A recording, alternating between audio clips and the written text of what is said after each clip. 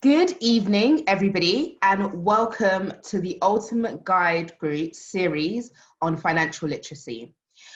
Today's session 1 is around personal finance, and we're going to be leading you through various areas within your personal finances and how to manage them effectively and maximize your outcomes. I'm just going to break down how I'm going to just tell you the breakdown of today, and then we'll kind of go on and go through. So the first part of today, we'll be going through some slides, just giving you basic background information around key terminology that will be featured throughout the conversations that we're having today. Then I'll invite our panelists to join us, and they will introduce themselves, and we will go through a series of questions with them where they will put forth their own personal views and advice on how to manage your personal finance. And then we will open up the questions to the participants, and you guys can write in the chat your questions and they will be also answered. Just to remind you that feel free to ask questions in the chat as we go, and it will be picked up by members of our teams where possible. And we will select a few to be answered in the last section of the webinar. So, kids, next slide.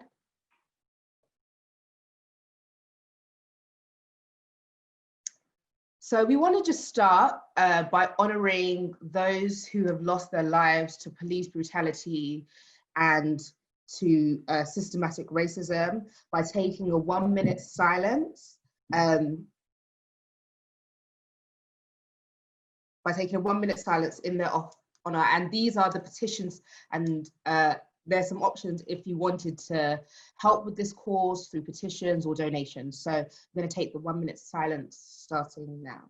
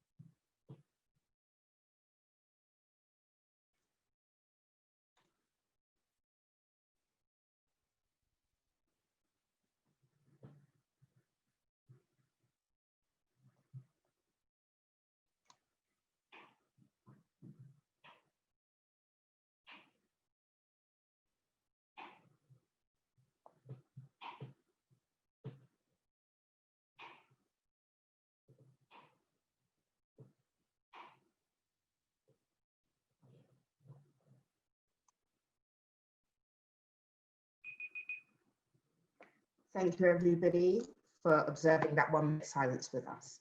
So just to make you aware, these slides will be posted on our Instagram. So if you want to go back and review what's been discussed on the slides, please feel free to follow at the Ultimate Guide Group on Instagram so you can see what's going on.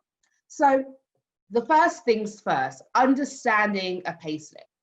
When you work for someone or even possibly for yourself, you're more than likely to receive a payslip.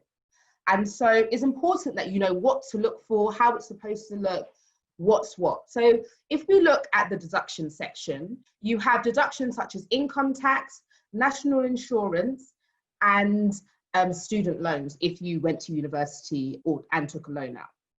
You might also see in this deduction area pensions, so that's another possibility, but it's not on this particular payslip.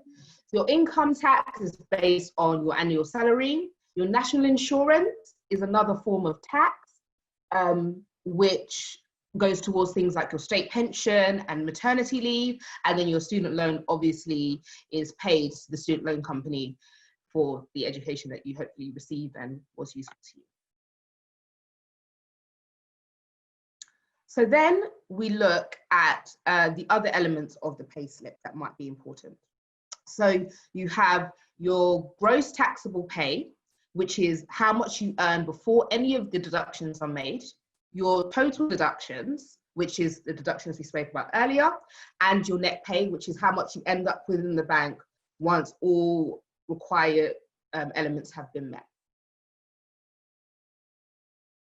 Another thing that's really important to understand and identify about your payslip is your tax code.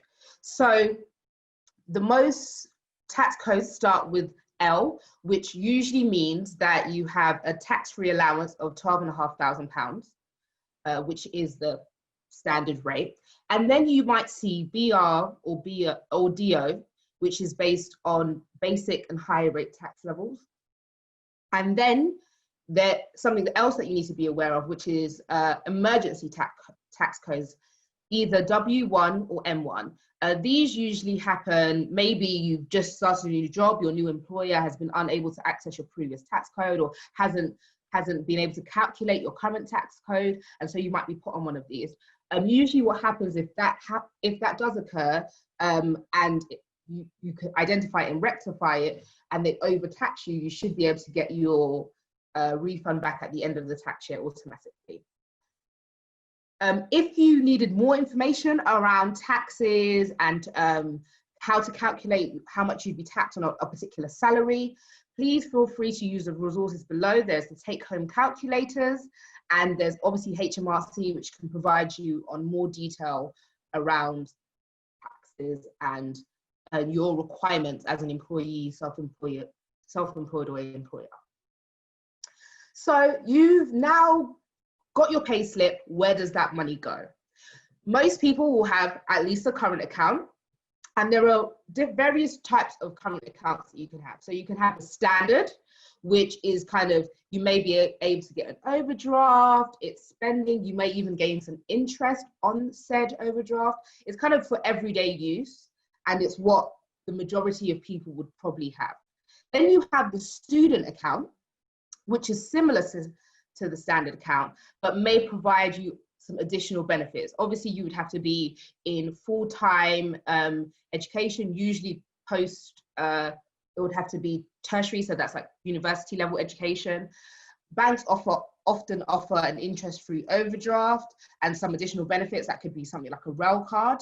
And you would have to, and this would usually lead to you this would usually become a graduate account at some point, and then if you had, for example, the overdraft, eventually they would start to charge you. So it's important that you're aware of the periods, like how long you have after you finish your degree, for example, till you have to start paying back your overdraft with interest. Then you have the basic account. You don't want this one. This is for people with really poor credit scores, so ex-fraudsters, maybe you've declared bankruptcy at one point. There's a lot of restrictions on this account.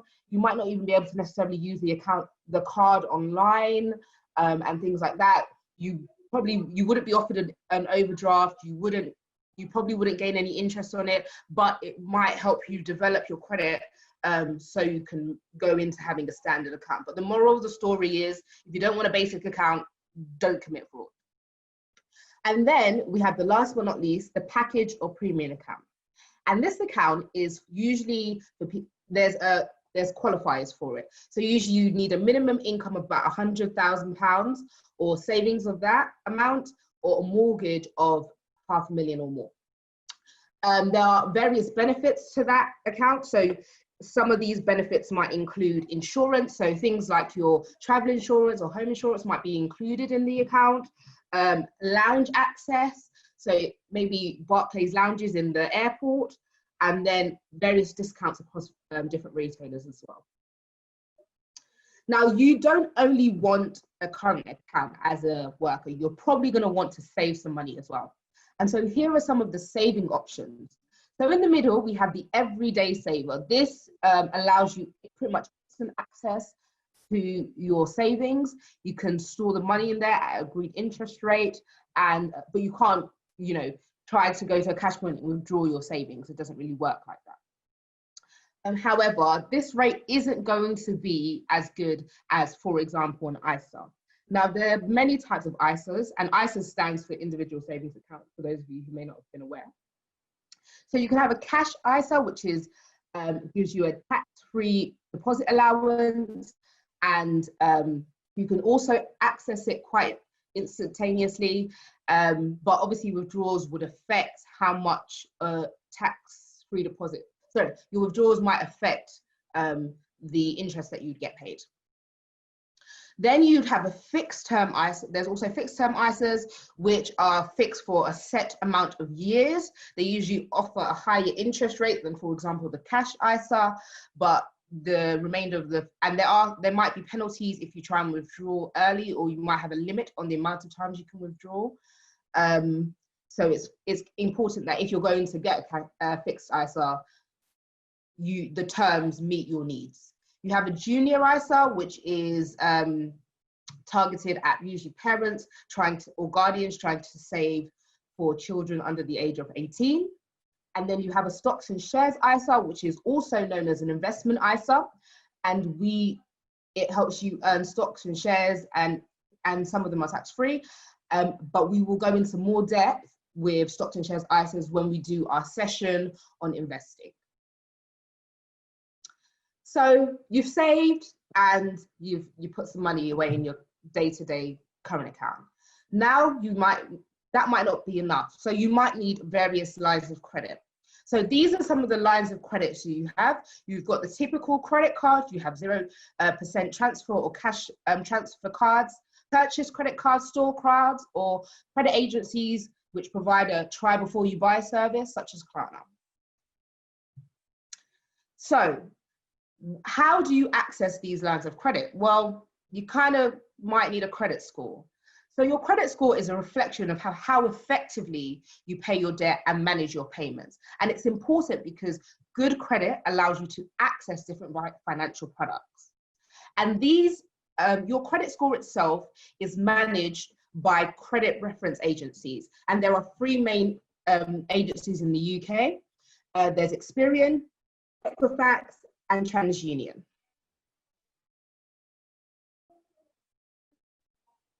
So alternatives to that, you have other methods of gaining finances through an overdraft, which allows you to exceed your balance on your current account. You have personal loans, which is unsecured borrowing, and usually has, there's various APRs available depending on your ability to pay it is reflected in your credit score as well. And then you have payday loans, which I'm not going to go into because you don't need that in your life. So just an example of the reason why you don't need it in your life, if we just compare a personal loan versus a credit card versus a payday loan, you're able to see that payday loans are just not worth your while. The amount of interest, the APR, annual percentage rate, that you would have to pay if you borrowed from a payday loan, it's better to avoid it, basically. So those are the basics. And now we're going to go on to the next portion of the session, which is the questions to the panelists. And so I would like to start by introducing you to our panelists. So panelists, if you'd like to join us. So I'll start with Bola. Can you please introduce yourself? Yep, can you hear me all good? Perfect. Hi everyone, my name's Bola Sol. Where is my little sheet that tells you what to say? Yeah, my name's Bola Sol, and I have a background in mathematics and finance at university. And the reason I decided to start talking about personal finance was because when I was in the city, I noticed that there were so few women, and then I noticed there were so few Black women, and I wanted to help break that barrier. And of course, I'm a feminist in general, intersectional feminist. It's not every day feed the man, sometimes the woman needs to be fed as well. Thank you, Bola. Aya? We can't hear you. You're muted. Thank you. There you go. Failed the first test. We go from here. So Ayo Gabriel, I guess by way of work, I'm a private wealth advisor at a global investment bank. which really consists of two things. One, it's managing the client, or at least our client relationship with high net worth individuals, and providing holistic advice. And on the other side, it's actually taking those assets or money and investing it in the markets and across the full spectrum of, I guess, securities and everything else. So for me, personal finance is very much my passion. Is what I eat, live, breathe. So anywhere I can be helpful, any questions you have around personal finance or even investing or anything else, happy to be a point of reference. So yeah, happy to be here. And Nicholas? Hi guys, so I'm Nicholas Wincher, co-founder of Money Medics, also a strategy consultant by day. Came from an investment banking, corporate finance background, and have worked with different banks. So really, I guess I've got a mixed bag career in terms of just having a network of people who are quite in tune with personal finance or what's going on in the city. And for those who may not know, like I co-founded Money Medics with two other individuals, one of them being my wife and my sister. They are pharmacists. And yeah, our platform is focused on millennial money management. So I don't just talk about like trying to get 10p off your Tesco meal deal or whatever. It's pretty much the front to back spectrum, like from tax, tax relief, investing, and just everything you can think of, also including your home buying journey as well.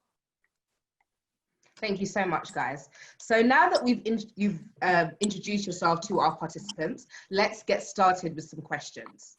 Okay, so I've just started earning money. Yeah, I'm new to the game.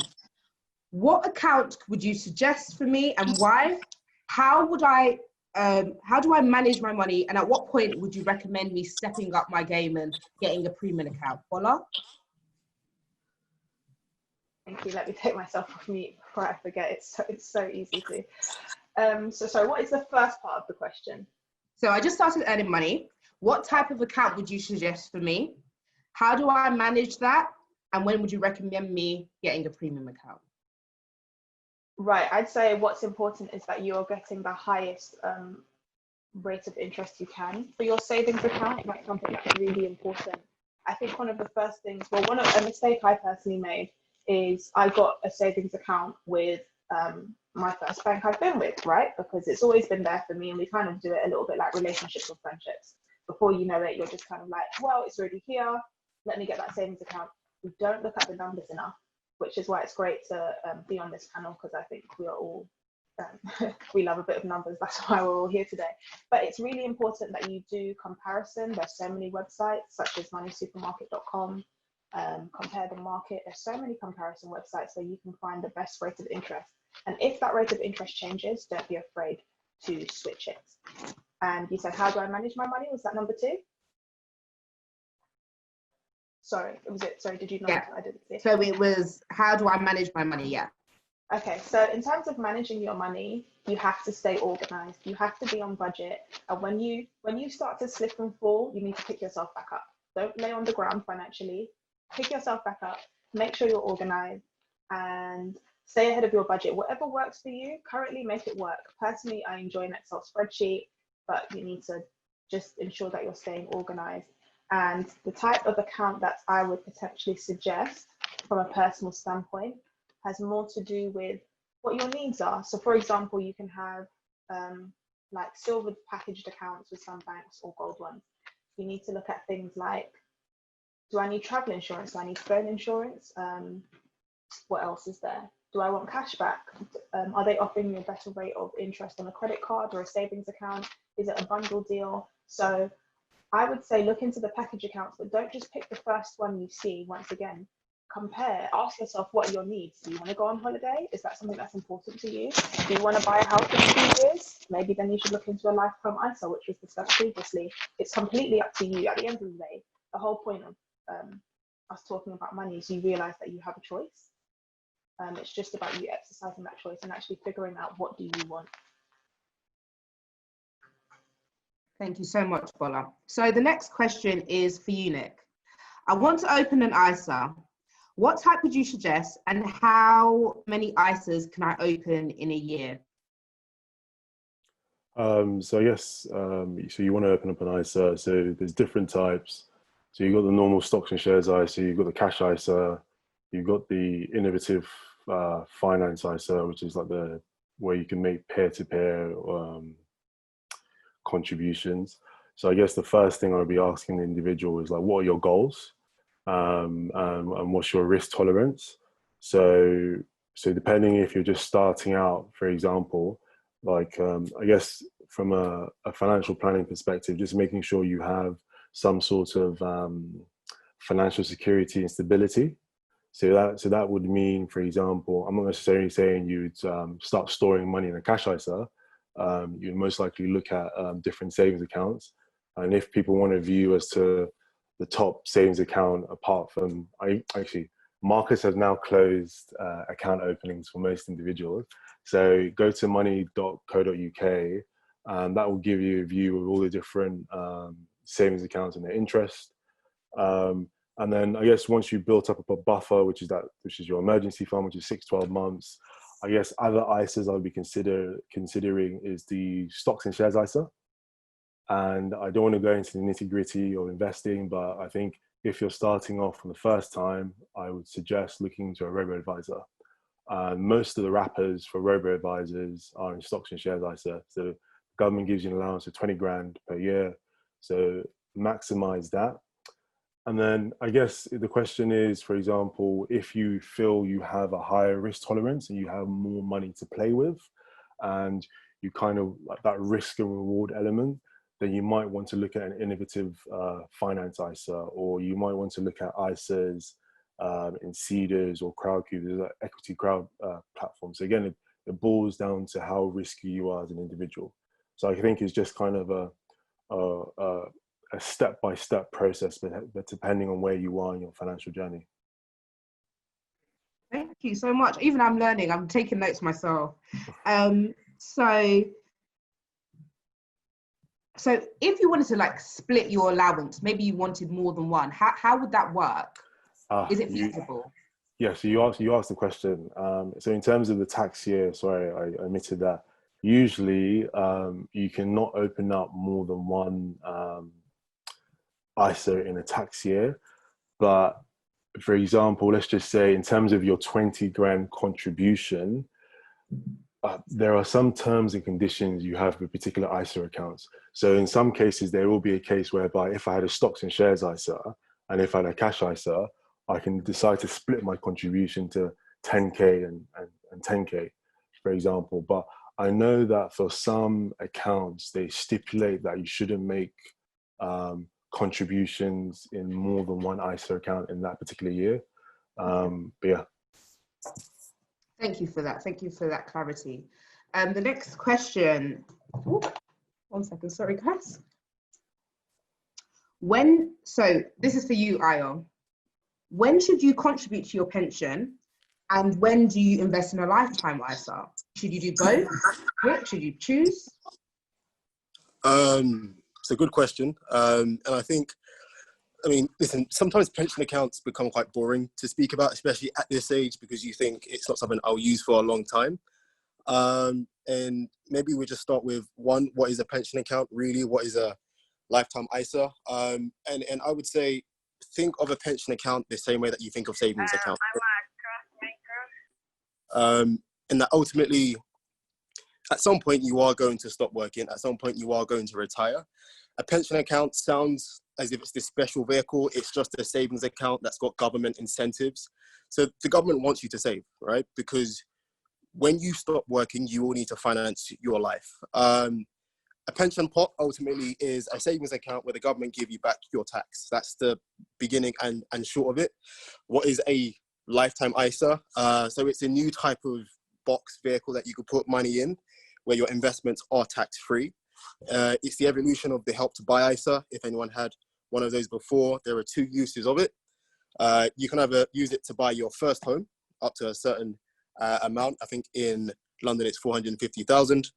You can contribute £4,000 per year, or you can use it towards your retirement and you get access to it when you're 60. So people say, well, if I can use a pension pot or a lifetime ISA, which one should I choose? And I think you've got to understand how tax rebates work and what the benefit is.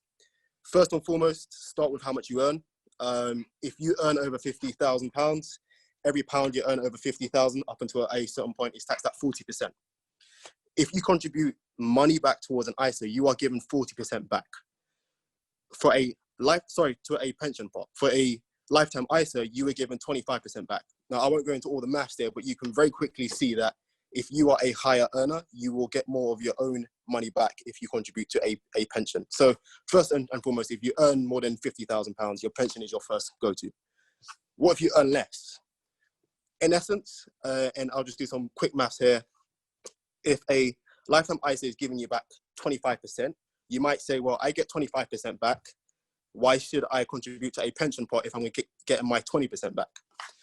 If you were to put £1,000 into an ISA account, you get £250 on top. Sounds great. Tax-wise, right? That 20% you get back, if you earn £1,250 and you got taxed 20%, you're down to your 100. If you put that back into a pension pot, you're back to 1,250. So you can see it's the same return.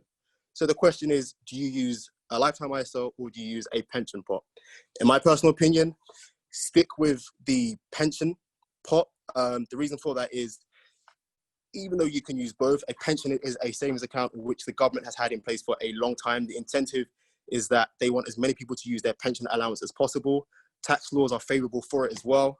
So this is not direct tax advice, but as an awareness when it comes to, and I hope everyone on this call is at a position in life where you have to worry about inheritance tax because you have so much assets anyway. So we all say amen to that. There will come a time where you have to worry about passing on this to your children or your next of kin. Money that sits in your pension pot up until a certain age, 75, is actually inheritance tax free. So you can give it to your children and there is no tax on it up until 75. Afterwards, there are tax, but it's less than, in my opinion, what you would pay on your ISA, because that is taxed at the 40% standard tax rate. So, of course, your circumstances are all different, but pension pots and plans have been in place for a long time. The government want you to use it. Laws will change, but you can almost imagine that they will continue to incentivize you to use it. So use it first. If you want some extra money on the side, use your ISA. Thank you so much for that really well detailed answer. That was really useful. Does anyone else have anything they wanted to add to that? Or I think that was quite succinct. Oh, go Nicholas. I comes from a private banking background, so you covered it succinctly. The only thing I was going to add, right, is I think one of the things people fail to realize is maxing out your company's contribution. So like, they're coming from having worked in different banks, right? There's usually like a matching scheme. So like, so my former employer was right. If I didn't actually have to contribute to my pension pot, it was just a standard contribution, but they then matched that. So I think it's getting people to look at what does your employer provide. So like if you've gone through the home buying journey, you know, and you're investing, whatever, actually looking at how much you can max out in your company pension. I know like over the years, the government has tapered the allowance given, but that's just something for people to consider because you're missing out on free money from the company. So. Thank you for that, Nick. So now we're going to talk about lines of credit, because this is something that people stumble over all the time, myself included. So my first question is, what are the benefits of using a purchase credit card rather than buying something outright? Nicholas? It just goes back to the time value of money. So for example, if I use some maths, if I have £1,000, and you know by purchasing X good, instead of you using that £1,000 in the space of 2 days versus using a purchase credit card that will give you some sort of return on investment if there's air miles or whatever, or if there's any cash back, your money's working harder if you use a purchase credit card. So I think that's just a quick, simple principle. And at the same time as well, if, for example, someone is buying a season ticket and the season ticket costs £5,000 for the year, there's a lot you can do with the £5,000 potentially in a year So you may want to use like a 0% balance transfer or some sort of card to help you make your money work harder. So I think those are some of the key principles. And I think it just comes back to, depending on your lifestyle habits, that dictates the type of purchase credit card you get. So I don't think everyone should just run and get the gold Amex or whatever, or the silver platinum cashback Amex or whatever. Depending on your lifestyle and how you spend your money will dictate the type of purchase credit card you get. Aya, did you want to add anything to that? I mean, Nick's spot on. Ultimately speaking, you want your money to work as hard for you as possible, right? But you need to understand who you are as a person. Are you the sort of person who, you know, every now and again you look in the wardrobe and you think, when did I buy all this stuff? Are you the sort of person where you are, if you are annoyed, you're upset, you've come back from a long night, the first thing you do is jump on Amazon, right? If that is you, and you know in your chest that you are like that, avoid, in my opinion, cards that give you a credit allowance. So in essence, you can spend on credit and then you get charged, because ultimately what will happen over the long term is you will at some point spend so much that you cannot pay it all off, and then you're stuck with this recurring bill. The reason why, so to Nick's point, the Amex Gold cards or purchase cards or cash cards as they're called, they're good because you can get cash back, you can get points, but you can only spend what you're definitely going to pay back. So you will learn very quickly after month 1 or 2 that everything you spend on that card, you have to pay it back. And it just helps you control your own behavior if you know you're that person to just come back and you do a little wickedness online. So that's the only thing I'd add, but Nick covered it quite well. Thank you so much. That was really helpful. So how would you maximize your income, do you think, utilizing your credit cards? Anyone, really? Anyone can step forward. How would you maximize your income using credit cards?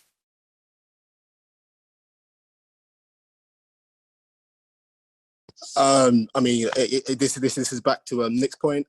In how do you maximize your income? Really, it's sort of cashback cards. The percentage might seem tiny, you know. I mean, there are cards where they say they'll give you back 0.5% or 1%, and you know, you might think, what's the point of getting 1% back of 100 or £1,000? Listen, 1% is better than 0. Right now, if you are just hammering your debit card, you're getting nothing for anything that you spend. I would rather get £10 back, than nothing. So I think it's hard to maximize your income using credit cards, but I think you can be smarter about how you use credit when you do use it. That's my 2 cents. Thank you. That was really useful. Either the rest of you? Anything to add? No? Okay. So this next one is the great divide, I think, for most people. So would you recommend using credit agencies such as Klarna? What do you guys think about it? I know we're going to have differing views, so I'm going to start with Bola and then open up the floor after that. For anyone who's followed me on Twitter, you'll see very publicly how much I don't like what Klarna does to vulnerable customers. In a time where a pandemic is happening and some countries are in and out of quarantine, I think it is absolutely awful that companies are tricking people into doing credit for close, or close for credit, sorry, because there are some people who don't have the financial understanding to know that that is a bad move. So some people say, oh, I'm building up my credit score. Do you have the financial discipline to build up your credit score with your favorite Zara or favorite Misguided or PLT or Boohoo, or hey, it could even be Karen Millen. At the end of the day, Boohoo owned them too now. So my thing is, are you deceiving yourself? I won't speak any more publicly about Klarna because they stay in my emails. But yeah, I don't agree with what Klarna does. I don't agree with what any of them do. Credit can be evil if you don't know what you're doing with it. There's good and bad sides. I understand, but obviously there must be some kind of upsides to it. Nicholas? Yeah, I think I always try to take a neutral position as well. I take a neutral position, one, because from a company side of the company I work with, we have liaisons with Klarna. And when you look at some of the use cases as to why there's been a massive upsurge of Klarna is because the sales revenue of most companies are suffering. You know, they said there's some sort of report out there that 30 to 40% of the revenues a lot of companies are making year on year is being derived from Klarna. So it's kind of saving certain companies, and there's also Klarna offers different types of consumer or business finance for companies, etc. And at the end of the day, I think the main thing about Klarna, just to be clear, Klarna is not a credit agency. It's just it can be in de facto terms classified as a credit builder in terms of if you don't have any good credit or whatever, and you're buying clothes or whatever over time, if you pay those things, etc., you can demonstrate some sort of credit worthiness. I think the main thing is just the marketing, you know, and no disrespect to whoever is on the call today or whatever, but it's just that we live in an era whereby marketing is everywhere. It's not just on billboards, TVs, it's through via social media, you know. Is that thing you see on your Instagram feed or whatever will trick you into that fast fashion culture, you know. So I think is the fact that Klarna have embedded that into their business model, it makes people more susceptible and vulnerable to that sort of thing. So I think on one hand, I think the same way as a credit card, like if you look back to the history of American Express and American Express marketing initially, and then the regulators had to turn it down, etc. I think the same can be applied to Klarna. I think there will come a point in time whereby there'll be some more policing around how they market their goods, but I wouldn't come out and negatively say it's necessarily a bad thing.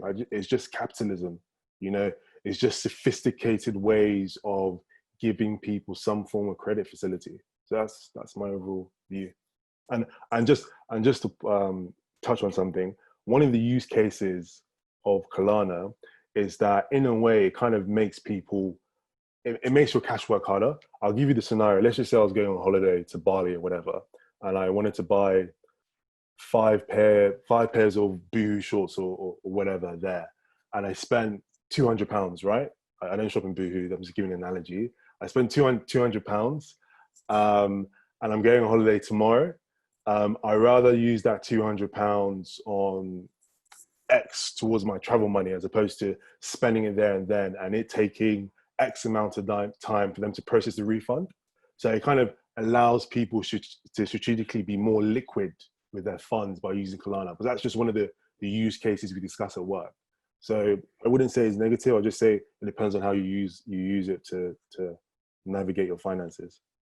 Yeah, I think a lot of these resources and various lines of credit is about personal responsibility as well, and knowing what your spending habits are like, I think, is kind of the message I'm getting. But it doesn't mean that even something that can be seen as a negative can't be useful if used correctly. Would you agree with that, Nicholas? Yeah, I agree, Lucy. I do agree. We get to get like a private banker view from IO. Like, I don't know. Do you have any thoughts? Yeah, tell us what you think. I was hoping to stay out of this one. Look, do you know what? Let me speak on this in terms of just human behavior and behavioral habits. I always say, if you want to avoid temptation, do not invite it into the room. It's an ethos that I try to live by. And Nick's point is correct. Listen, your credit score is important. You want to build it.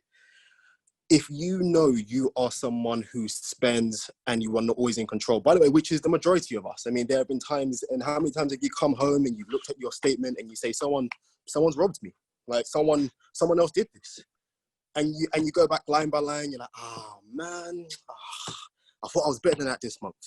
If that is you, avoid the temptation of having access to something that will give you the opportunity to spend something that is not already yours. That's just this is even with Klarna in mind, but this is with any form of credit.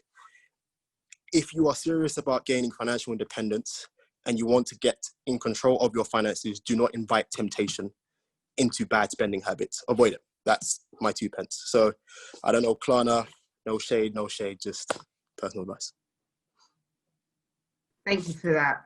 So we're looking at the next little question is about for example, you want a car. Do you lease that car or do you buy it outright? What forms of leasing might you suggest if you decide to lease it? And this is for you, Ayo, to start. Cars. I like cars because I think at some point we're all going to buy it and purchase one. Two things I'll always start with: do you need a car? I think that is, and not a do you need one because it's useful? Do you need one? As in, do you need one to get to work? Do you need one to get around? This isn't to say that you will or won't buy a car, but at least you have a cognitive decision to say, I didn't need the car, but I still bought it anyway. Great starting point. If you live in London, I mean, I love Uber and Bolt and the rest because, you know, before, if you refused to buy a car, you were on a night bus or you were getting a black cab somewhere or you were looking for a minicab number. I think a good exercise is if you are comfortable in owning a car and you live in a city like London, try to approximate how much you think you might spend on taxis. Try to approximate how much you think you might spend on a car. And if you don't need a car to get to work, figure out how big that difference is. If it's huge, question whether you should buy a car or not. To your question on leasing versus buying outright. So in the world of personal finance, there are behavioral traits that you can either moderate and educate yourself out of, so you stop doing them, or you have to just adapt to who you are as a person. If you are a car fanatic, you like new cars, you like fancy cars, that is never going to change. You will always change your car every 2 or 3 years. You know, there's no form of education I or anyone can give you to stop you doing that. Leasing becomes a viable option for you because you are going to change your car every 3 years. You are going to buy an expensive car and I can't tell you not to. At that point, leasing gives you a lower monthly payment. It gives you access to the cars that you're going to buy anyway. And it means that you're not burdened with a huge bill at the end to actually purchase the car outright. My personal advice is, number one, just never buy a new car. If you really want a new car, be the second owner, buy a car that someone else has leased. You will save yourself 20-30% of that depreciation. If you're going to buy a car, I think the most popular way is a PCP, so a personal contract purchase, which means ultimately you spend 2 or 3 years paying a lower monthly payment, and at the end you can trade it in or you can buy it outright. I think that's good because it means cars are accessible to you. You can buy a car that's 2, 3, 4 years old if you want it to be kind of new or older. And it means that you have the option to hold on to the car at the end. I like the idea of owning something that I paid money towards. If you have a good credit score, and this is for those who have good control of their credit, when you do go out and get a PCP contract, always look at the rate that the car dealer is giving you, right? They normally try to just wrap it into you're paying £300 a month. Stop and say, what's the interest rate? And the reason why that's important is whenever you go out and someone is telling you pay monthly or you get this asset and pay, what they're actually doing is there are 2 lines to that. Underneath, there is a loan that they are giving you. And on top is what they're giving you on top of that loan. So in this case, it's a car. It could be a house. It could be a phone contract, but it's a car here. Ask them, how much are you charging me for the loan? The reason why that's important is if you have a good credit score, what you can do is say, rather than get the loan from you, I'm going to go to my personal bank. They can give me a cheap loan and I'm going to go out and buy a car. The reason why that's really powerful is when you go to any dealer or any private seller and you say, I'm buying a car with cash outright, for them, that's immediate money. So they're more likely to give you a bigger discount on your car and you've got a lower rate interest. So that's my thoughts on car purchasing. Just don't buy a new one if you don't have to. That's the only thing. If you forget everything else I said, hold on to that one thing. That's really smart advice. I really like the idea of kind of comparing their interest rate and going to your bank if you need to. It's quite like a utilizing, you know, your credit score and to make the right decision for you. Anything else to add, Bola? One of the things that I would just add is if you use your car for business, it is tax deductible. I have to say that very clearly. Please do not try and cheat the system. If you use your car for business, it is tax deductible if you have a limited company where you are a director of some sort or shareholder. Certain parts are tax deductible, such as if you lease it, your insurance can be tax deductible, your petrol, depending on where you're going to and from. So if I had a gig now and this was in person, I could potentially, well, I could expense it via my accountant and then I pay less tax. That is currently the case in 2020 June. This is subject to change. Yeah, so thank you for that. Nicholas, did you have anything you wanted to add?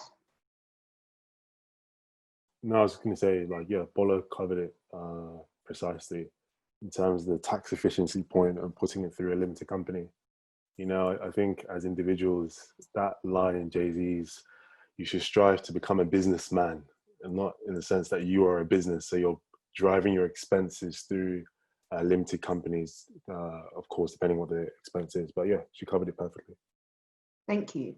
Okay, so we're going to talk a bit about credit scores. So, question for you, Ayo. What is the best way to build your credit score?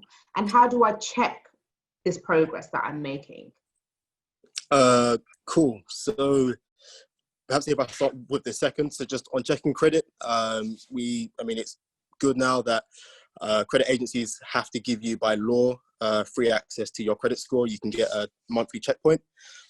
Be aware, as you said at the very beginning, Tenny, Experian, Equifax are very good, and they are the default benchmark.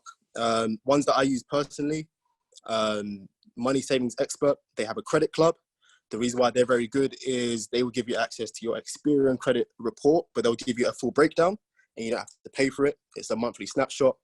If you want to check your credit score on the move, and I've used different variations of apps, the best one currently to date is the Money Supermarket Credit Monitor. I think it looks nice, but they actually give you a nice little breakdown of things that you can do to improve it, and it's all free. So that's checking your score. When do you check it, by the way? Check it often. Check it before you make any big credit purchases, car loans, a normal loan, a mortgage. Before you go out and do any of that, just look at your score, know where you stand. How do you build your credit? So there is a list that I walk through. I'm conscious that most of it gets forgotten. So think of your credit score in this format. If me and you met today at a party or at some business event, right? And you have, let's say, £5,000 in savings, in cash, that you want to try to put to work, but you don't want to put in the markets. I think I look quite trustworthy. We have a conversation and I say to you, do you know what? Me and you should have an agreement where at any point over the next year, you will give me access to £1,000 of your money and I promise to pay you 5%. What would you want to know about me before you agree, right? This is the best way to think about your own credit score. What would you need to know about me? First and foremost, who am I? What do I do? That's your credit assessment. And then you start getting to your credit score, which is just a history of who you are. If you're going to give me money, where do I live? Because ultimately speaking, if I go missing, you need to find me, right? And you need to be able to be on a record somewhere where someone says, I can find you easily. The electoral roll is a great way for you to do that. If you are on the electoral roll and you've only been there for a year, and again, imagine this is me, that will make you a bit shifty because you're thinking, I've only been there for a year. Where might you move to next? Will it be a struggle to come and find you, right? So if you have a long history of being where you live, that's very helpful. Use your family house. That's what I'd recommend. Now, the biggest components of your credit score, again, I want access to £1,000 of your money. How have I behaved when I've had credit agreements before in the past? Your missed payments, your payment consistency, defaults, all of this will play a big part in your score. Second, you want to know, right, let's say I agree to, give you access to £1,000 at any point over the next year. How many other people do you have this agreement with and how much of their money are you using already? Same goes for your credit score. How much access to credit do you currently have on your credit cards and everything else, and how much of it are you using? A good number to have in mind is have a look at all of your credit cards, figure out what the total available credit is. You want to be using less than 30 or 25% because it shows you're someone who can have access to credit, but you didn't go ham, right? And for me, you're looking at me saying he's got access to credit, but he hasn't gone crazy with it. I'm comfortable with this agreement. Those two things play the biggest part. credit history, how much of your current credit are you using? And then there are other factors that will, so it's things like how often have you asked someone else for access to credit, which is hard checks. There is all these agreements that you might already have with other people. How long have you had it with them? The longer you've had it, the more credible I am. To a point that somebody earlier as to how to build your credit score. Yes, credit cards are good. Having access to credit is good. I think the most sustainable way to build your credit score are with credit agreements. These are phone contracts, utility bills. The reason why they are good is it's harder to overspend and not pay back your phone bill because you have to pay it every month. Credit cards, you can overspend and it just sits there forever. I mean, there are probably many people who have credit card bills that they're trying to pay off. So if you really, really, really want to build your credit agreements or your credit history, try to get your household bills in your name because you know that you will have to pay it every month. So hopefully that is helpful. But if you forget everything, if I rocked up to a party and made that agreement, what would you want to know about me? I think that's really useful for people who are, particularly say you're saving towards a house or whatever, to know these are some of the steps I need to take in order to kind of reach my goal. Nicholas, do you have anything to add to that in terms of building your credit score? No, I think I covered it perfectly. I think the only point or use case to name is that I think where people fall down is the utilization point.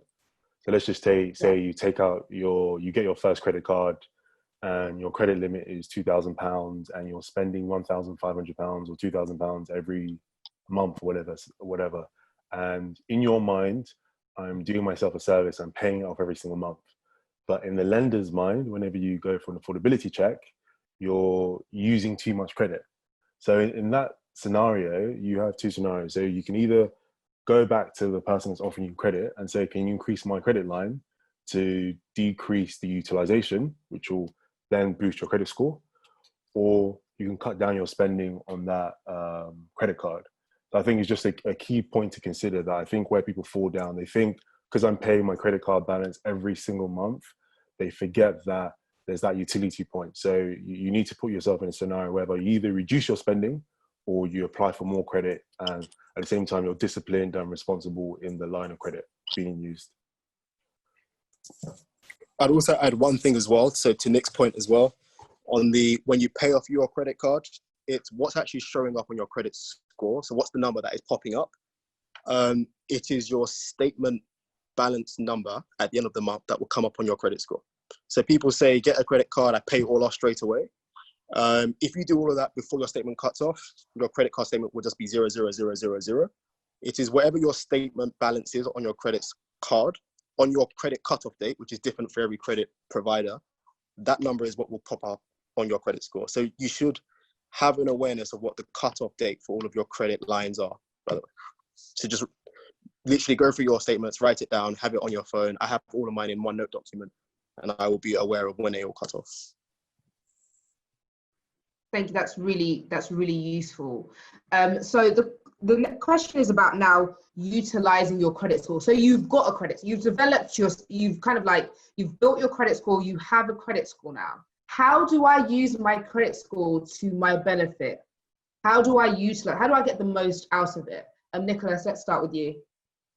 I think it boils down to the word leverage, like your debt ratios. So I know sometimes people have the philosophy that I want to be a cash buyer, etc.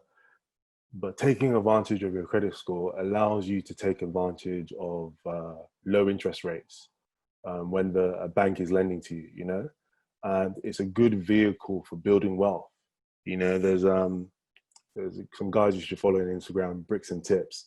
They gave a scenario as to someone who had 100 grand in cash and they bought one house, and the return on investment, they were making 1,000 something pounds or whatever. But then there's another scenario whereby they used 100 grand and they were able to acquire 3 properties because of the principle of leverage. And then the return on investment or how much they were making from it was triple or quadruple. So it's like maximizing your credit to acquire income generating assets, or to put you in a position whereby if you were to take a personal loan to start a business, there will be a lower rate of interest, as opposed to someone who's been careless or irresponsible with their credit score. So I think it's, once you go past the home buying journey, etc., and you want to start working towards financial independence, if you're not cash rich, or you're not in a job whereby you're highly remunerated, if you have a business strategy or you want to set up a business, something to consider is using leverage. You know, in the same way, when you look at companies, for example, Apple sits on 700 billion in a cash pile, you know, yet they still issued an IOU, a bond issuance, you know. So I think people should kind of consider that, try and consider yourself as a business as well, you know, when you are trying to go about your everyday business. But yeah, that's it. Thank you for that. Bola or Ayo, do you have anything to add to that? No, we're all good.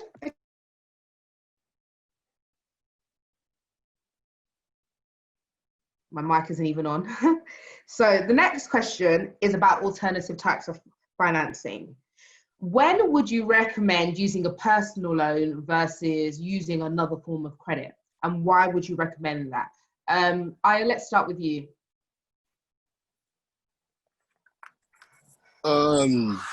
So I'd say first and foremost, for the purpose of getting a personal loan, and this was to the point earlier, ensure that you do have a good credit score behind you. It doesn't have to be phenomenal, but just ensure that it's not bad or poor, which, by the way, is a common credit score to have. The reason for that is when you apply for a personal loan, it is a hard check on your credit file, which means you will get, it's temporary, but you will get a temporary ding, as it's called. So ultimately speaking, it's a request for money. When is it good to use?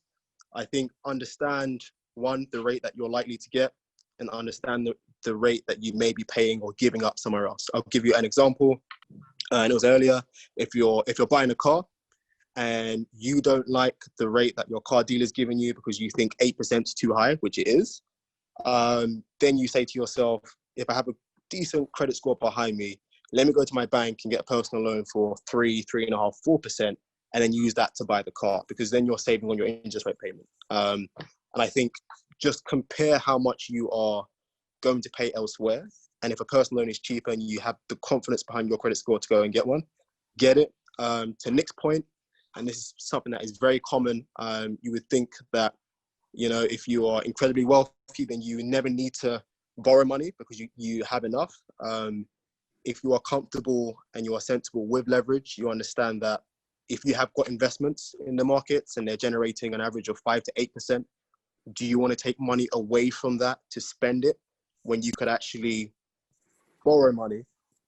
It's going to cost you maybe 3%, and you can either generate more or you're not giving up the 5 to 8% on your investments. I'd say that's a consideration once you start to have serious money in the markets. But it's just compare the rate that you're paying versus what you're either giving up on your investments or you're paying elsewhere. Thank you. Bola, would you like to speak on that? Yeah, apologies. Would it be okay if you just repeat the question again? Yeah, so it's, would you recommend going for a personal loan versus other forms of credit? A personal loan or other forms of credit. Apologies, that's a diffuser I have that I put right underneath me. It's not like I don't smoke. I look like Mystic Meg. Right. So there was a time when I had an overdraft. This was just after I finished university.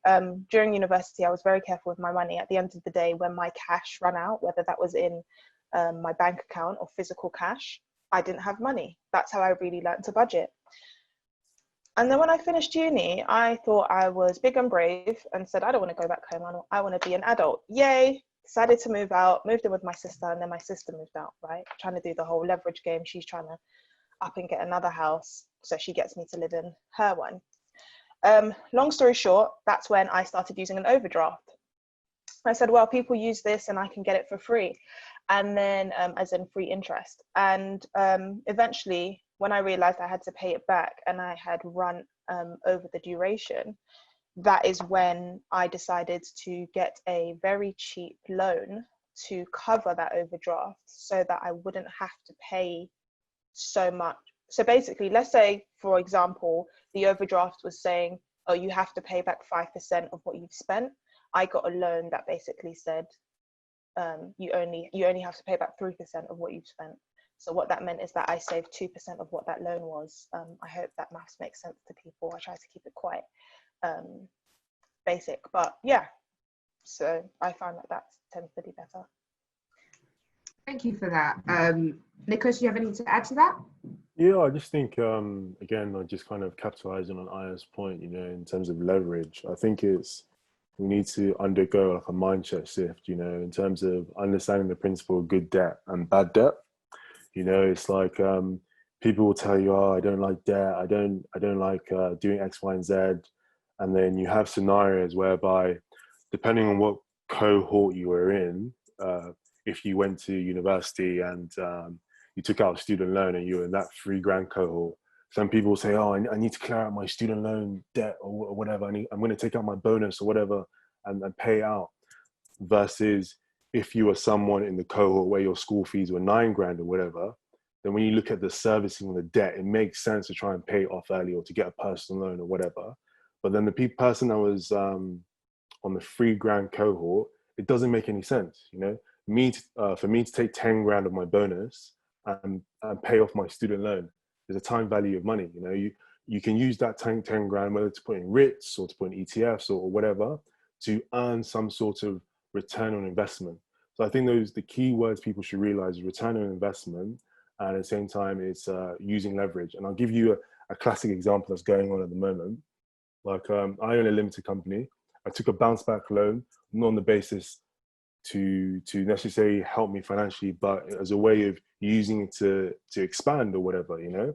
And then I had another friend who had that mindset, okay, I don't need this or whatever, etc., etc. And this individual had 4 different limited companies. And if you look at the terms and conditions of the bounce back loan, it's $50,000 depending on your rate of revenue. That's what it's capped at. So you took out $50,000 on 4 of those individual companies. So that's $200,000, you know, which he can then use for commercial purposes or whatever you may deem fit. In the first year, you pay 0%. It's a government-backed guarantee. In the second year, it's at 2.5%. In terms of refinancing, etc., that's a very, very low interest rate. But if you have the mindset, it's debt, you wouldn't be able to take advantage of such generous schemes. So this is the same principle. Like, for example, if you want to set up a business and you're interested in setting up a business, you know, and there are favorable credit lines available and you have a solid business plan, take advantage, you know. So that's what I would use to kind of explain to people in using alternative forms of financing as opposed to just using cash. Yeah. You're on mute.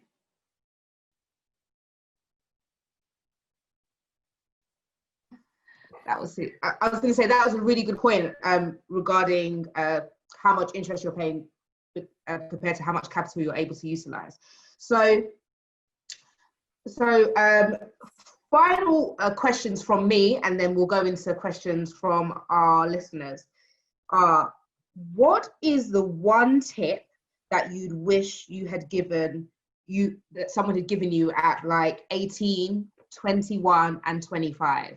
So what would 18-year-old you want to know versus 21-year-old you versus 25?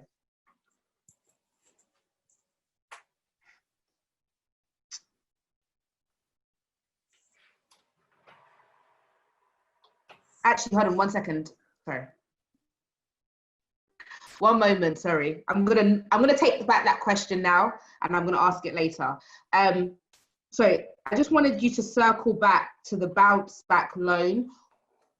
A lot of people are asking, what is that? What is a bounce back loan? Just a little, can you just give a bit of background on that, please? So it's a bit of background. So when coronavirus first hit, the government initially introduced the business interruption loan.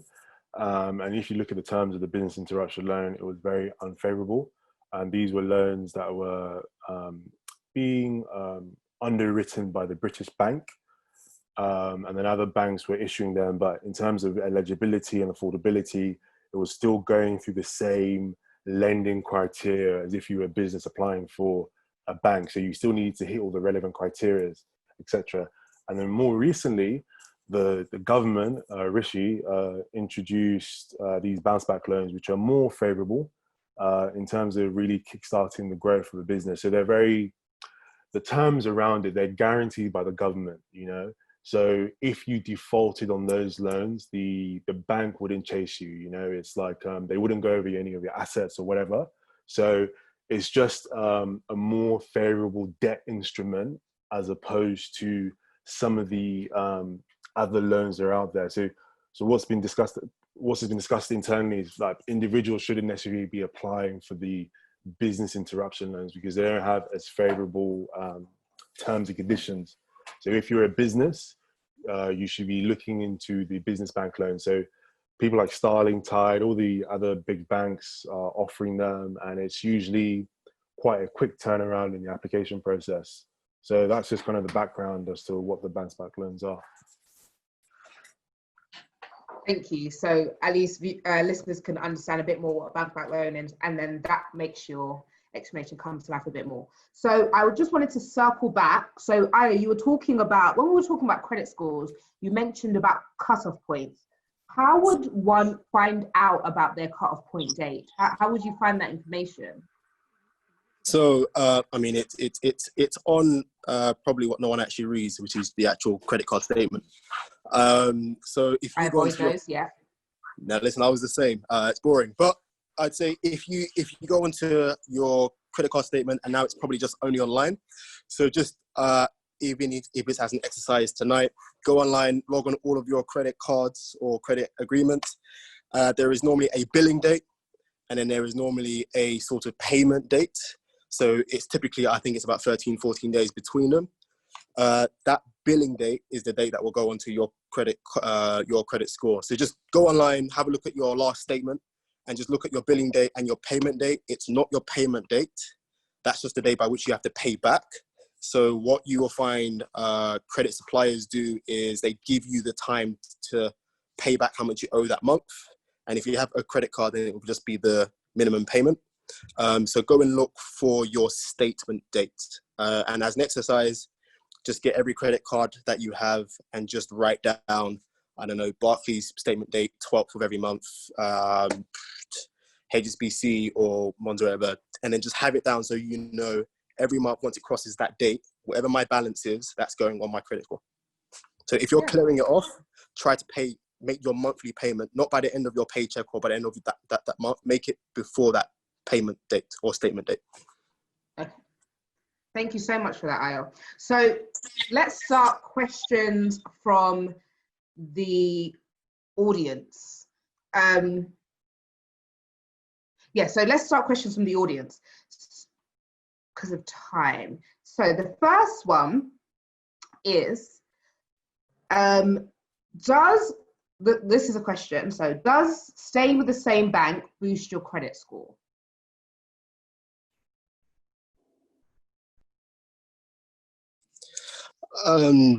So on the assumption that you have a credit card with the same bank, does it boost your credit score? It can be helpful. I wouldn't put it down as one of the biggest contributors to your credit score.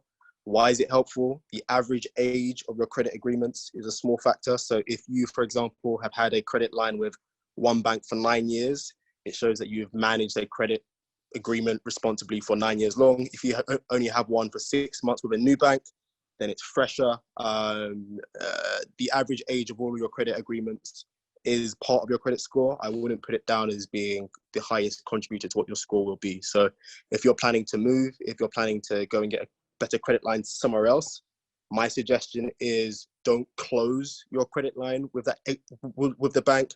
Just cut it up in as many pieces as you can, get rid of it, forget you have it, and then go and get your new credit line somewhere else. Because actually what that does, the next point is it increases your overall credit capacity as well, which means that when you get that new credit line, your overall utilization goes down. So it's actually a nice win. So don't get rid of old credit cards, just cut it up.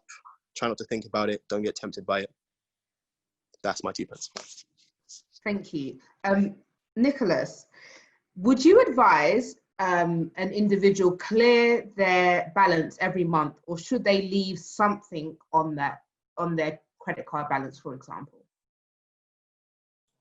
I know I would give guidance in saying that they should aim to clear their balance. You know, there's no point for keeping a balance on your, there's a myth out there that says, by you holding a balance every single month, you're improving your credit score. You're not improving your credit score. You should aim to not just make the minimum payment, depending on your situation, to make as much contribution as possible towards clearing that high interest debt. Yeah. Would you agree with this, Ayo? Yeah, I would. I mean, ultimately speaking, don't forget for every new person who wants to issue you credit, one of the best things to see is the person doesn't have any outstanding credit, but has a good behavioral trait of managing credit. Trying to, game the system by holding on to a certain amount.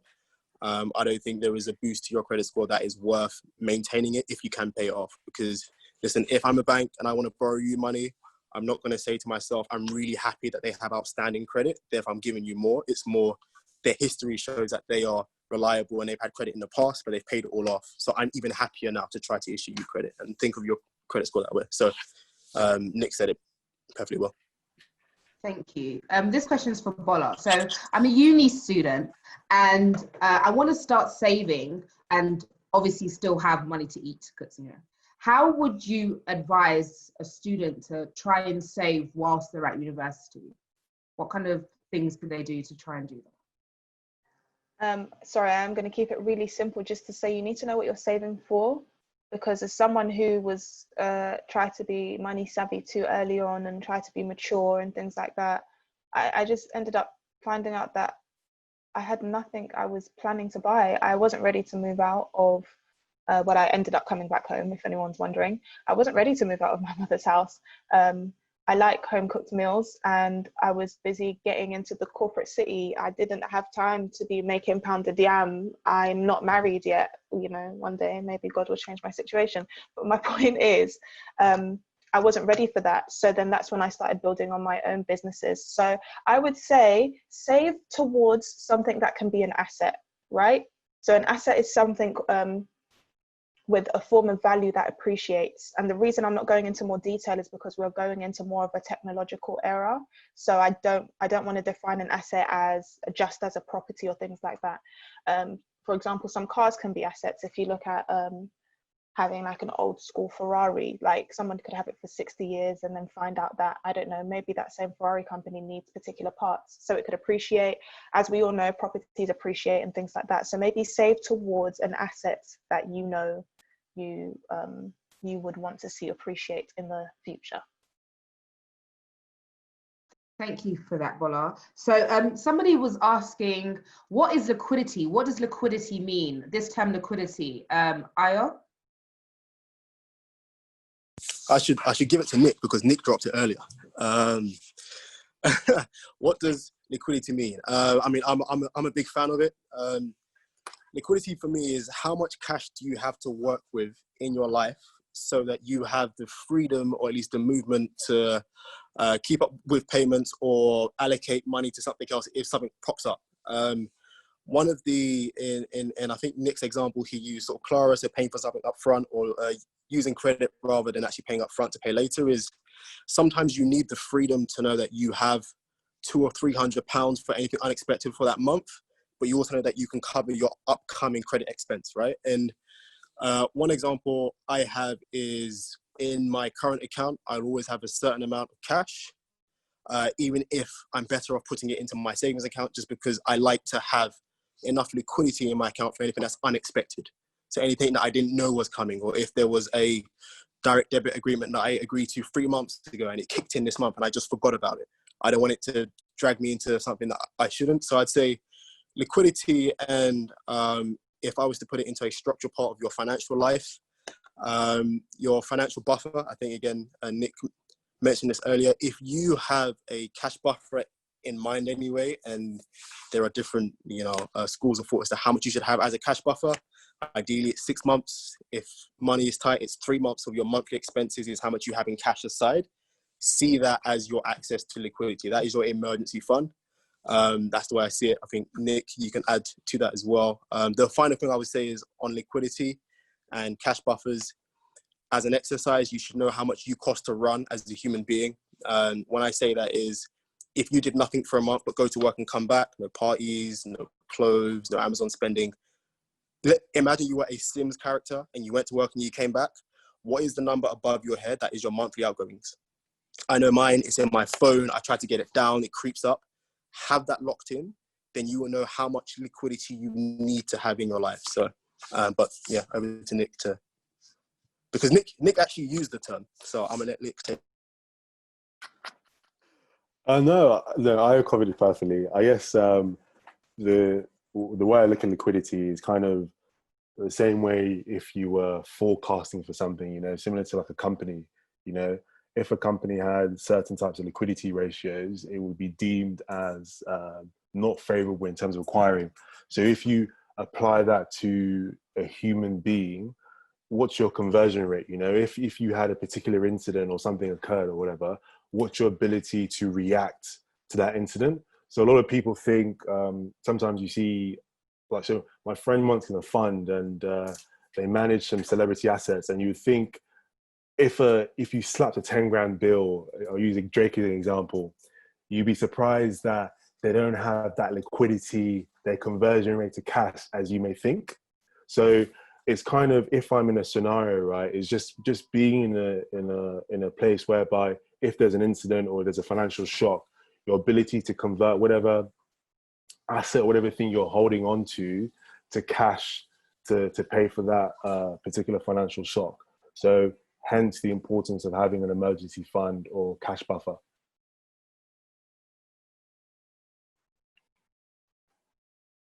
Thank you for that, Nicholas.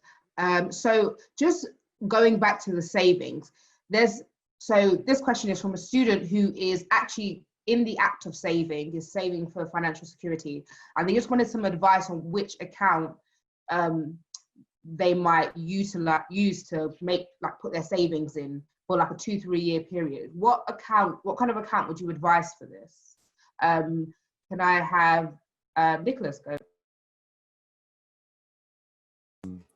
Financial guidance, I'm going to make some assumptions, you know, that you're not in debt, you're not, depending on what your goals are, etc. You do, etc., fact find. So I guess within that 2-3 year time horizon, usually you'll be looking at stuff like savings accounts, you know. I already said you can go to money.co.uk. Depending on what that contribution is every single month will dictate the type of vehicle or savings vehicle you go for. So NatWest or these different companies, they have a regular savings vehicle, which requires you to save a certain amount of money into the account. And there are penalties for withdrawing those funds. And there are other vehicles whereby you can only hold a maximum of 1,500 based on contributing X amount into that account. So I guess it just boils down to what your goals are, what your risk tolerance is, you know. Like, for example, if you're telling me within 2 to 3 years you may want to get married or whatever it may be, etc., then I would say you might be better off using a high savings account. But then there's one school of thought that some individuals have a very high risk tolerance. So even though they always suggest +5 years for investing, etc., some people have a very high risk tolerance, which may mean they start dabbling to some form of investments to improve their savings rate or whatever. So it really does depend on doing a proper fact find or what the individual circumstances Doing is. your research, yeah. Okay, so this is just a question. I mean, I was a car man earlier. So HP versus PCP.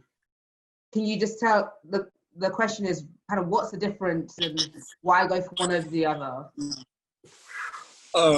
So PCP, personal contract purchase versus a hire purchase. Fundamental difference is how you're paying for the car, because at the end you get the chance, or you both lead to ownership. With a personal contract purchase, see it as similar to your lease agreement initially, and then at the very end, let's say 3 to 4 years in, you get the option to either buy the car, and they will pre-agree with you what they believe the value of the car should be, or you can use the value of that car towards a new one. Difference between that and hire purchase is when you hire purchase, the agreement is for you to own it, right? There is no, and of course, during the life of it, you could trade it in, but the way that the payments are scheduled is every payment you make is towards owning the car outright. So there's no balloon payment at the end. When you use one over the other, your hire purchase monthly payment will be higher. And this is back to the point made earlier, understand who you are as a person. If you have a desire to definitely own a car and you think actually, once I own it, I don't really care what my car looks like, in 5 years, 7 years, so long as it gets me from A to B, I'm cool. Then that hire purchase agreement means, ultimately speaking, how much you're paying every month. You know that you will own it after 4 or 5 years, and you might keep it for another 5 because it's just a utility for you. If you are someone who likes to change your car, you like the idea of an upgrade every 2 or 3 months, but you don't like the idea of leasing and never owning it, then you can lean towards a PCP because you have a slightly lower payment. And at the end, if you don't want to purchase it, you can just trade it in for a newer car. So personal taste. There are some people where a car is the same as having, a pair of slippers. It's just something that you just own because you're supposed to have it. Exactly. But for others where you do want to change up your car and you will, PCPs is slightly easier to manage that upgrade process every now and again. Thank you so much for that, Aya. So the next question is about, what are your opinions on newer banks? So Monzo and Starling and other non-traditional ones. Voila. Yeah, so the thing is with newer banks, I think we're getting to an age now where we look at capitalism and we're thinking, okay, what are companies' responsibilities to the people around it? So the users of the company. And I think what newer banks are trying to do, such as I will say I am currently using Starling and Monzo. Some people have told me about other ones, but those are the ones I'm currently utilizing.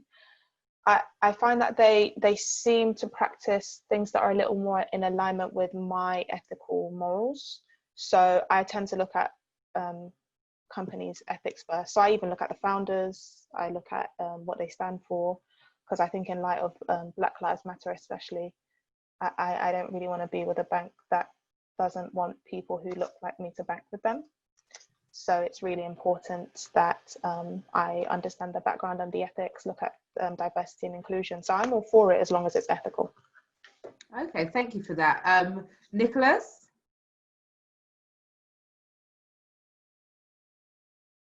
Mike. So, apologies. I don't want to be biased because I work for a brick and mortar bank. At the same time, internally, we are looking to do certain types of things.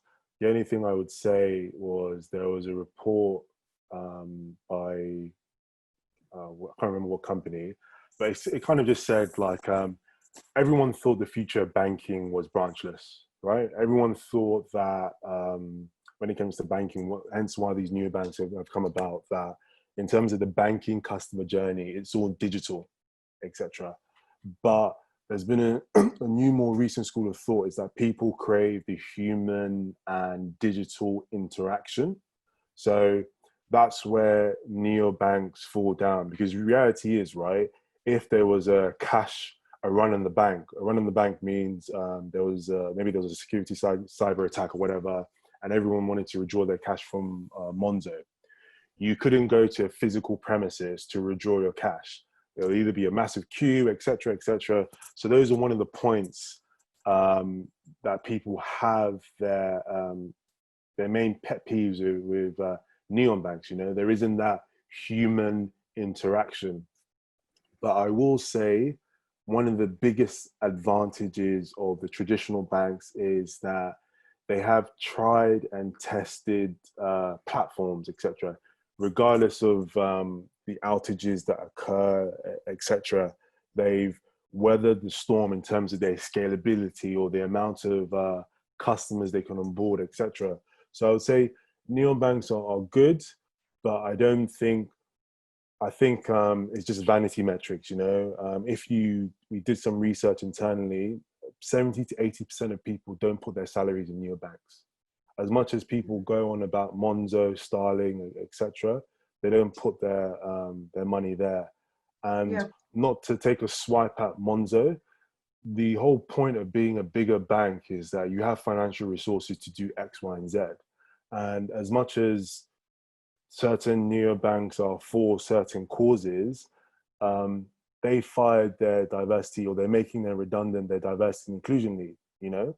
So I think it's just important that people look past some of the vanity things, some of these neobanks, and you need to look at the core of what's the business model of that bank, you know? If there was a financial scare, would that bank survive?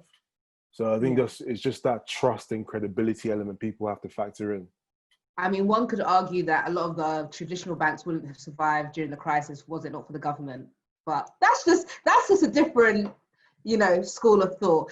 I mean, I think, Aya, do you have anything to add to that about newer banks, and maybe not in terms of maybe why they're useful and how you can utilize them to your benefit? I mean, I don't think there's so I don't have much more to add than what Nick has said. To your point, traditional banks had to get rescued in the financial crisis. I'd probably caveat that with, will the new age banks have also needed saving as well? I mean, we don't know yet because they weren't around then. Nick makes a good point. I mean, there are historic banks that are tried, they are tested, they have platforms that have survived. But there are pluses to having newer banks. I mean, they are quicker, faster to open. They have FX international rates that are beneficial. My personal opinion is have both, you know. If you're traveling, having a Monzo Revolut is useful because you can very quickly convert cash. I spent 3 months living in Hong Kong and I used Revolut for everything because it was easier than going to HSBC and trying to convince them to change pounds to Hong Kong dollars. But as Nick said, I still get, you know, my salary paid into a traditional bank. Why? Because they can offer me all the other stuff, and I know that I can get extra stuff with them, and I don't have to open a new bank. So maybe have both, and as time evolves and we see how the newer banks fare, you'll lean towards one or the other. Yeah, you can have it all, basically. Doesn't have to be one or the other. So my next question, one second, is about we mentioned earlier that there are 3 different types of credit agencies. Do these credit agencies do different things, or do they do the same thing but 3 different parties? Nicholas? So yes, in terms of credit agencies, when you look at a bank's lending criteria or their loan book, in terms of some of the technology tools used internally within the bank, sometimes in the reporting process, they may pull data from Experian, depending on what type of financial product you may have taken. In some cases, maybe a different bank, they may pull data from TransUnion, et cetera, et cetera, et cetera. So this is and that's the reason why you have varying credit scores across the credit agencies. Sometimes you may find data in one place, but it's missing in another place. And again, it also goes back to the end business. You know, when they were applying their search engine facility on your credit worthiness, who did BMW use to do that check? You know, so it's kind of a chain on chain process, because in the background, certain businesses have contracts with different credit providers. So if I'm taking out a credit agreement or BMW or whatever, it may be that the underwriter or just that process involved using Experian as opposed to TransUnion or whatever. So I think it's important just to be aware of the data that sits on all of them, so that when you're going through some sort of financial transaction, there isn't any surprises.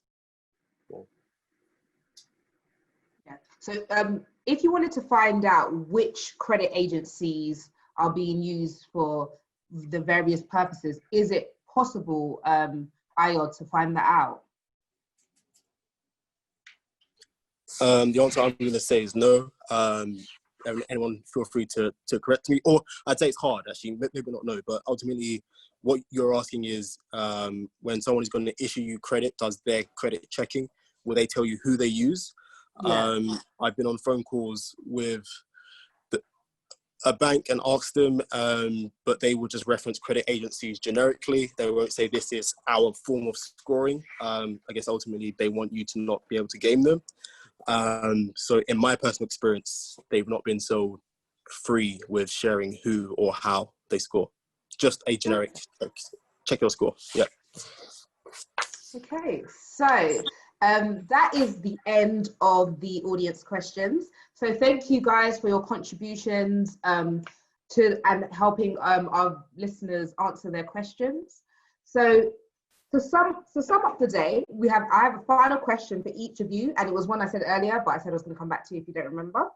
It was, what one money tip would you give, or would you like to have been given at 18, 21, and 25? So what money tip would you like to have had or have been given at 18, 21, or 20 and 25? And Bola, we'll start with you.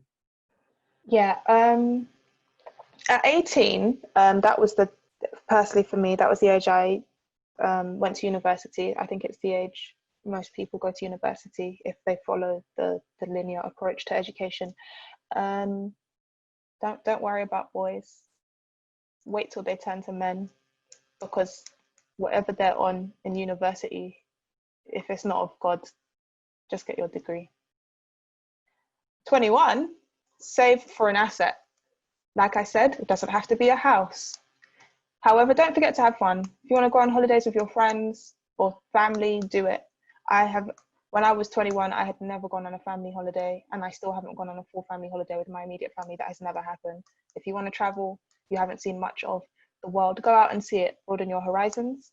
And from 25, save for a house, because as someone who is 28, my mother is now saying, when will you marry? And I am personally tired of it. Thank you for that. Thank you for that, Paula. Aya, what about you? What money tip would you give at 18, 21, and then 25? So at 18, very much it was just an understanding of credit score. It still frustrates me till today that they don't teach it in school because it's not hard to understand. I would have rather learned about that than, Pythagoras or King Henry VIII. I think I would have got it at 13 years old. So I discovered credit scores the hard way. Let's just say uni was good. There was a bit of a madness because, no one taught you about overspending or not overspending. I discovered credit scores at 21. I saw more red than anyone should see on their credit score. So, we thank God for growth. 21, 25. So at 21, I echo Bola.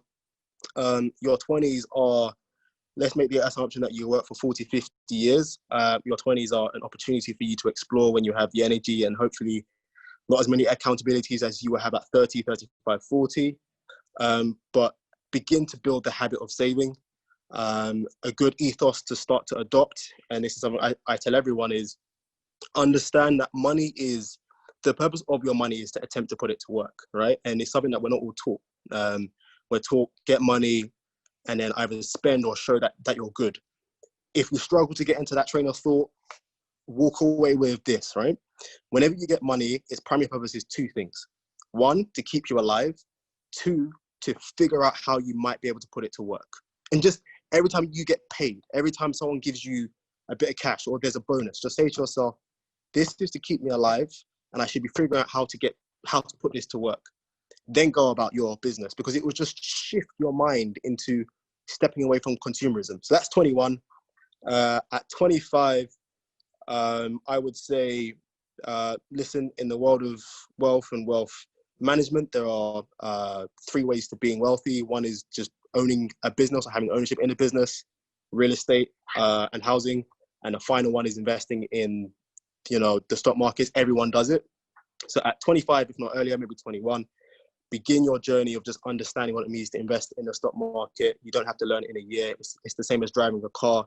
You don't try to drive on a motorway on day 2.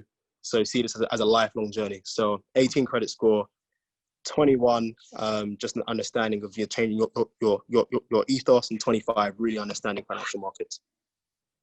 Thank you so much, Ayo. And last but not least, Nicholas. So yes, 18. I think that was a time. I think I had a retail job. I was working part-time at Evans Cycles. Is it? Yeah, part-time Evans Cycles. I just started uni or whatever. So I'd say learning how to save. So building a habit of saving.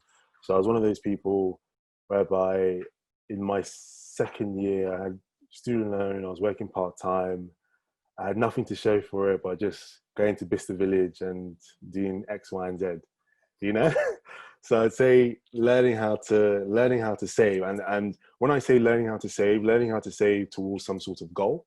I think it's quite easy to go through uni and just you're not really using your money. Like, you're banking 1K from your student loan or whatever, but there's no goal in your trajectory. And then 21, that's when I graduated, joined a grad scheme, learning how to budget. It's so easy to get your graduate salary, and seeing all this food in the canteen, make sure you've got the best suit or whatever, etc., etc. So learning how to budget, I think that's the basic principle. And the reason why I say that is because imagine, your starting salary is 27, 34 or whatever, 40K, etc. If you learn how to apportion your money, when you go through pay rises, it's just an easy next logical step to equate your money, and then 25, I think it's building your human capital. You've been working, so I'm 25. When I was 25, I joined an investment bank. I left consulting, and I think it's at that time, start building your human capital, like how can you earn more, not just be reliant on your salary or that one source of income. What skills that are highlighted in your job description can you somehow monetize, whether it's you're an architect, whether you're a PowerPoint jockey or you're an Excel jockey, what skills can you utilize to kind of create a different alternative source of income? And then I echo what Ayo said, if you've got an emergency fund, etc., begin your investment journey. I can't remember the quick maths I usually tell people, but imagine starting your investment journey when you're 21 or 25 or whatever. That's 2 decades of compounding. There's some crazy statistic or report out there that a lot of people, their salary increases or whatever, but they only start getting to the investment journey by their late 30s or 40s. So that's 2 decades of compounding. And you're in your 40s, and whatever the percent is, whether it's 4% or 5%, you could easily be sitting on a portfolio that's easy going into 6 figures, or it's just hovering around the 5 figures. So that's what I would say in terms of if I had to take a look back and give guidance to myself or anyone who's on that pathway. Thank you so much, Nicholas. So thank you, guys. Thank you to our host. I mean, not host, our panelists, because I'm the host. Thank you to our panelists for joining us in this session this evening.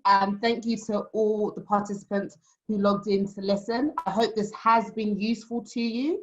I'm just going to ask each panelist to just say their one key takeaway, one key thing they want you to take away from the session today, and then we'll close out. So, Aya, one key thing you'd like viewers or listeners to take away? It's always hard to give one. If there was one thing, if you forgot everything I said today, which is likely to happen, the one thing I'd want everyone to do on this call is know how much it costs for you to run your life today, and check yourself. That's it. Just how much do you cost? What is your automatic outgoing? If you were to sleep for the whole month, what would still leave your account? Because money would still leave, I promise you. How much is it? And then check yourself. Thank you so much, Al. Bola? Yeah, I would just say try to get into reading the news. Sometimes I think we use social media as news, but that can be quite distracting. But if you use, there's so many outlets, Bloomberg, BBC, FT, those are some of the prominent ones. I'm sure I'm missing some out. The Economist. I know it may sound boring. Give it a quick flick through, please, because I don't know what's about to happen for the fact that we've left Brexit, but I have to be informed every day. So stay informed. That's basically it. Thank you so much, Bola. And then Nicholas, what's your one takeaway? One takeaway is just focus on financial security and financial stability, and don't wait to achieve those things by in your late 30s. You know, the earlier you achieve those things, the better. So yeah, the earlier you achieve those things, the better. And you can't do all those things we're talking about in terms of investing and wealth building, etc., if you skip that vital step of developing some sort of security. And because if you're not stable and you lost £1,000 in a robo-advisor or whatever it may be, you're going to go crazy, you know? So focus on building stability and security now as opposed to later, so the responsibilities of life don't weigh you down. Yeah. Thank you so much. So that is the end of today's session.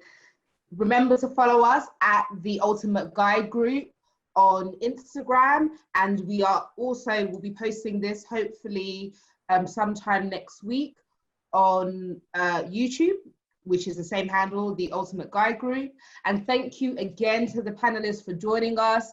I know it's been a long conversation, and thank you, Nicholas. And can you also share where people can find and follow you if they wanted to?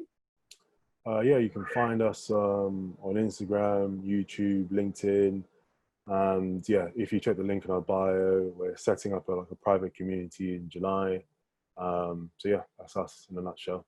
Who is us? Just restate it. Just so two other co-founders, so Ashley and... No, I mean the name of the your name. So my name. The actual handle. Oh, so Money Medics, at Money Medics. Yeah. Thank you. Bola? You can find me at Bola_Sol. So it's BOLA_SOL. I almost forgot for a second. I'm on Twitter and Instagram, and you can see there that Rich Girl Chronicles, I've just started an Instagram, so you can find us there. Thank you, Bola. And Ayo? So not massively on the socials, so clearly you need to get up to date with that, but feel free to add me on LinkedIn. It's just full name, Ayo Gabriel. If you've got questions around personal finance, financial, making investments, making a jump, ping me. I will do my utmost to try to get back to you. All right. Thank you guys so much again, and everybody have a great evening.